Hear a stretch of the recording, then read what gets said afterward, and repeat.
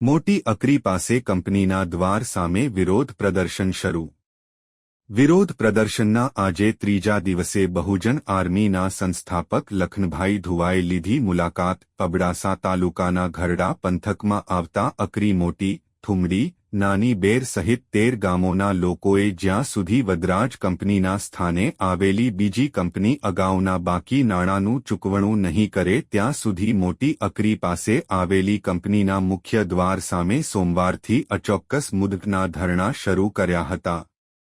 અહીં અગાઉ ABG cement company અને ત્યારબાદ વદરાજ આવી હતી, જેના ઉઠમણાથી હાલે નિરમા ગ્રુપની નુવાકી વિસ્ટાસ કોર્પોરેશન લિમિટેડે વદરાજને ખરીદી લીધી છે। એબીજી કંપનીએ જે તે સમયમાં ખેતર વેચનારા માલિકો સાથે કરાર કરી તે મુજબ સ્થાનિક લોકોને ધંધો રોજગાર અન્ય નાના મોટા કોન્ટ્રાક્ટરો આપ્યા હતા। ત્યારબાદ અહીં વદરાજ કંપની આવી હતી, જે કંપનીના ઉઠમણા બાદ વોટી કેચર સહિત તમામ લેબર વર્ગના પગારના ચૂકવણા થયા નથી। તમામ પ્રકારના પરિવહન પેટેના ચૂકવણા પણ બાકી છે।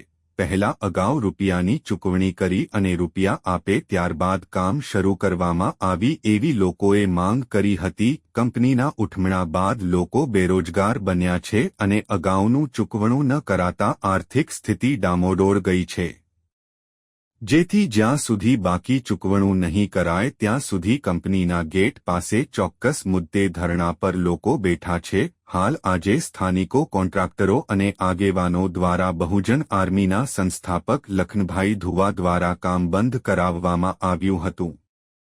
સ્ટોરી રમેશભાઈ ભાનુશાલી નલિયા।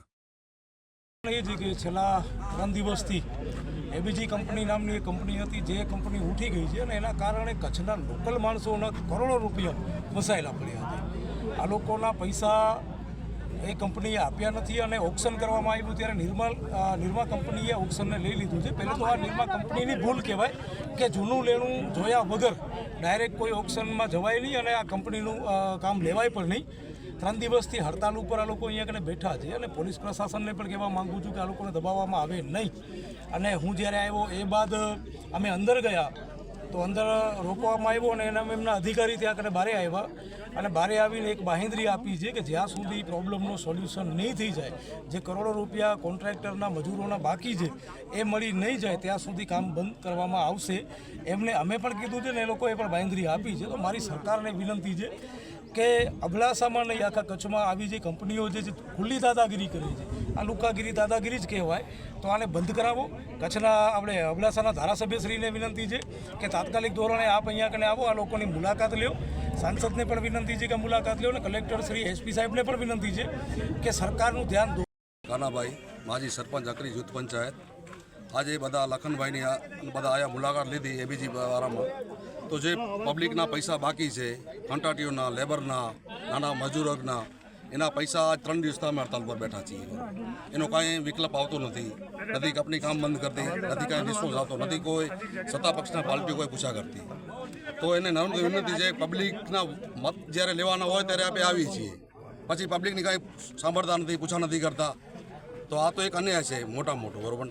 પંચાયતથી કરીને સંસદ સુધી સત્તા પક્ષનું રાજ છે, તો એને અમે પણ સત્તા પક્ષથી જોડાયેલા છીએ, બરાબર, ભાજપથી। તો એ કાંઈ ને કાંઈ ભાજપ સત્તા પક્ષના આગેવાનો ભેગા રહી અને આનો વિકલ્પ કરે અને જલ્દી મજૂરો, લેબરોનો પૈસા અપાવે અને સ્થાનિક રોજગારીનો વિકલ્પ ખુલ્લા કરે। બસ અમારી એટલી માંગ છે। જય હિન્દ। ચવાણ સલીમભાઈ, આજે લખનભાઈ અમારી અહીંયા મુલાકાત લીધી અને સાહેબોને બોલાવી અને કામનું બંધ કરવાનું કીધું છે। અમે 3 દિવસ અહીંયા હડતાળ ઉપર છીએ, અમારે કોઈ પણ પૂછા કરવા અધિકારી આવતો નથી। જે હમણાં એ અધિકારી આવ્યો એનાથી અમે 5-7 જણા આગેવાન બધા અહીંના આજુબાજુના સ્થાનિક અમને મળ્યા હતા, ત્યારે અમને એ જ આપ્યો હતો કે કામ બંધ કરશું। હજી સુધી કાંઈ કામ બંધ કર્યો નથી અને હવે અમારી માંગ એ છે કે જ્યાં સુધી અમારો પેમેન્ટ ન મળે ત્યાં સુધી કંપનીમાં કાંઈ પણ કામ ચાલુ થવું જોઈએ નહીં, એટલી માંગ છે સાહેબ અમારી।